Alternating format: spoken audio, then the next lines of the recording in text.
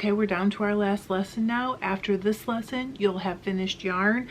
You can leave your yarn as a single, just like you have spun it onto your first bobbin if you prefer, but there will be times when you want to ply your yarn, and that just means you're taking two singles and twisting them together the opposite way. So you were spinning your single in a clockwise motion, you're going to spin your two plies together in a counterclockwise motion. This is a Lazy Kate. Many wheels come with a Lazy Kate built in, but my Matchless does not have a built-in Lazy Kate. So I'm going to put both my bobbins on my Lazy Kate. This will just let them unroll freely while I ply. It's really easy to do.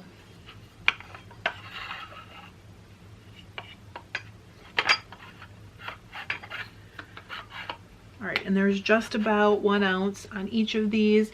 Just come as close as you can. There's plenty of ways to use up a leftover single once you have come to the end of one of these, if there's some left over. We're not going to cover that in this class, but don't worry if they are not identical at the end.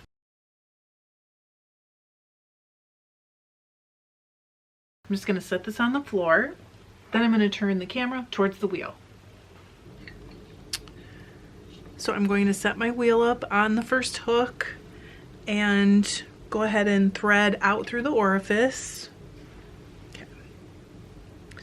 Next, I'm going to take the loop on my leader.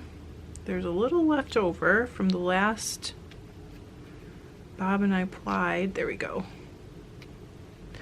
Next, I'm going to take the loop on my leader and put both ends, so one end off each bobbin.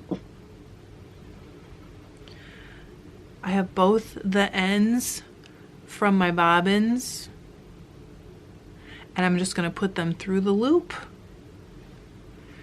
I'm going to start my wheel spinning counterclockwise, and you will be able to see the twists building up in your finished yarn, and just build up a rhythm of feeding it in as the twist for the two plies goes into your yarn.